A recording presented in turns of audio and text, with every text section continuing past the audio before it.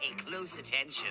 This isn't something you see every day. Welcome back to another video, and today I want to talk about the Eastman and Layers Teenage Mutant Ninja Turtles The Shredder Battle Damage by NECA.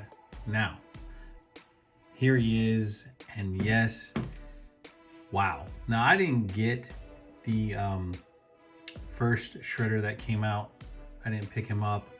I know he came with foot soldiers and stuff like that, but I was able to get this one, and this one here I like because if you all have read the original Teenage Mutant Ninja Turtles Mirage comic, the first one, you get the whole backstory on this fella here. And let me tell you something. I went back after I did my Turtles Jim Lawson's review, and thank you for everybody who has watched and still is watching, and thank you to everybody who has come new and subscribed to the channel from that video. Thank you so much.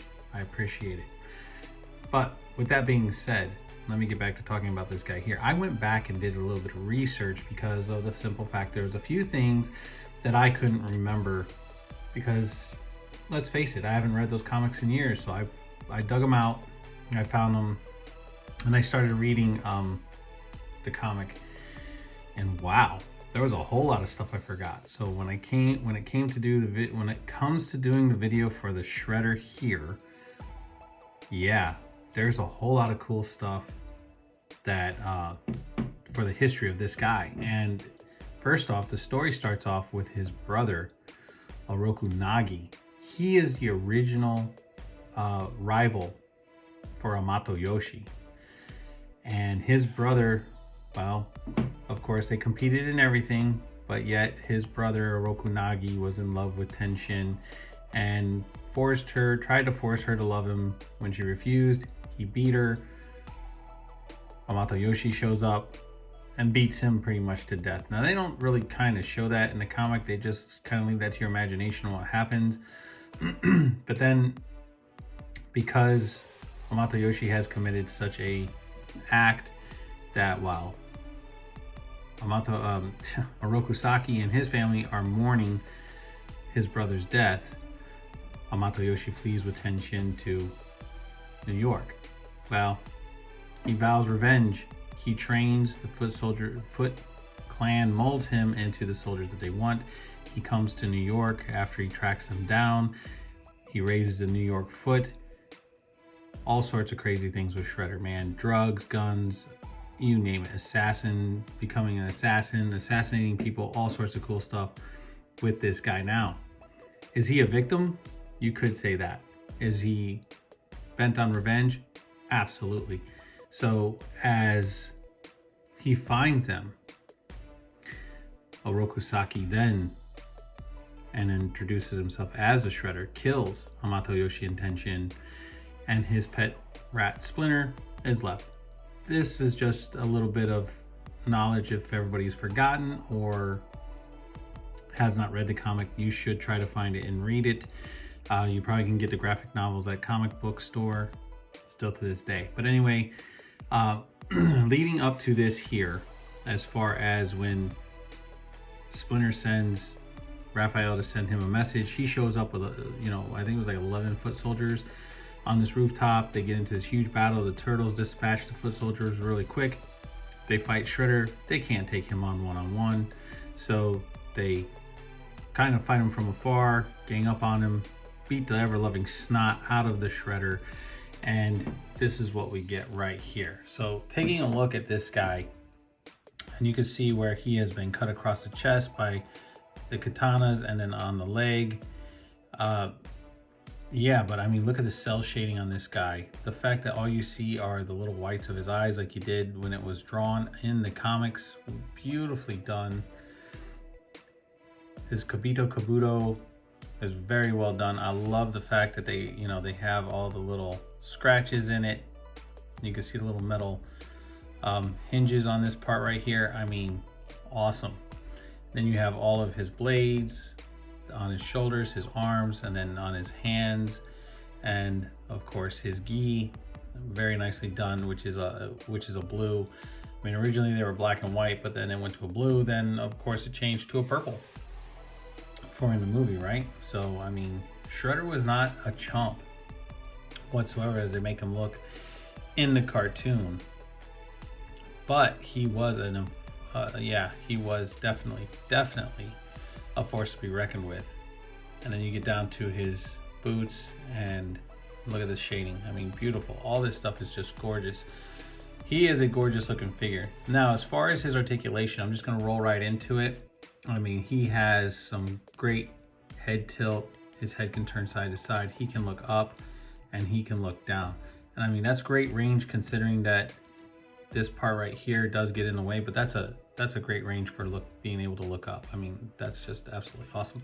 Now, as far as his articulation, mine's a little stiff, and you know, I'm not gonna really put it, see, and this is you know, one of the big complaints about people with NECA, but you just gotta heat him up a little bit and then he'll be fine. But as far as this arm here, as you can see, it moves out. Now these don't move, they're kind of glued on here, but they are a soft plastic, so they will move up out of the way a little bit. I would just be cautious of that. He has himself his biceps swivel, and his shoulders do move up and down. Like I said, give him a little warm bath and this will definitely, it's not seized, it's just a little stiff. So moving on to his arms, he has his double jointed elbows, which go about that far. And then you have his wrists, which turn. And then once again with the hands, they're stiff, so I'm not gonna really push them. And it's great that these aren't hard plastic, they're soft, so they can, you know, when you put your hand on them, they bend, they squish, so that's okay. Same thing with these other blades, they're just really soft plastic. This guy is just absolutely gorgeous looking, and I know exactly how I'm gonna display him on the shelf. He has a waist swivel, but no ab articulation, which is kind of, you know, well, it is what it is. I mean, I don't think NECA really does a whole lot of ab or torso articulation when it comes to their figures. And then moving forward with the leg, he can kick forward this far, he can kick back that far, and he has double jointed knees. And actually, that's a nice bend when it comes to the knee there. And then moving down to the boot, he does have a boot swivel right here, so it goes right here where the boot meets the pants. So it's actually really nice the way they did that. Then you have the gauntlet, the shin gauntlet here, which covers it, so that's actually nice. And then you have his ankle articulation, so he has an ankle rocker. His foot can move back that far, and his foot can move forward. And then he has a toe hinge, which once again, they're a little stiff, so I'm not gonna really there we go. Then you got the toe hinge. Try not to push on them too hard when I feel that they're stiff, because I don't want to break them. Before I forget, he can do the splits about that far, which is not too bad for a NECA figure. But yeah, man, I mean, this guy is just definitely really cool. I love the way that they made him. And he comes with a few accessories, which we're getting, you know, it's time to go over those. But can you pose him? Well, I mean, I guess you can. You know, you just want to be careful. Like I said, you want to kind of heat him up first, because mine's a little, like I said, a little stiff. So if you want to pose the Shredder, let's see if I can get him here posed out for you. And a little bit of a pose. You can. It's just not going to be anything real crazy as far as you can with other figures. Well, because once, you know, as I say before, it's NECA, and you know what you get when you have NECA figures. They don't always have that deep articulations as far as you know, the torso cuts and stuff like that. These are more for the sculpt, and it's a shame. It's a shame. I'm not giving them a pass. They should make the torso articulation so you can get them, especially someone like the Shredder. They should have that. Hopefully that looks pretty good for you guys, but they should have that articulation in there, so you know, you can pose him and get those deep poses that you want to get when it comes to. But that's right there is pretty cool when it comes to posing this guy. Okay, so enough of my rambling on that. Let's get into taking a look at the accessories that this guy comes with. First off, he comes with a set of hands that are gripping. They're open because that's for holding the thermite grenade. Next, we have more of a gripping hand to where he can like hold a staff or a sword or some sort of weapon. Next, we have another set of semi-gripping hands. Next we have the thermite grenade that Shredder decides to use towards the end of the comic. And next we have Shredder's Gauntlet. And I love the fact the way they did all the damage in the Gauntlet after the fact of what happened to him at the end of the actual comic and everything. You can see how the straps are broken off of his arm. Yeah, and this is cool because yeah,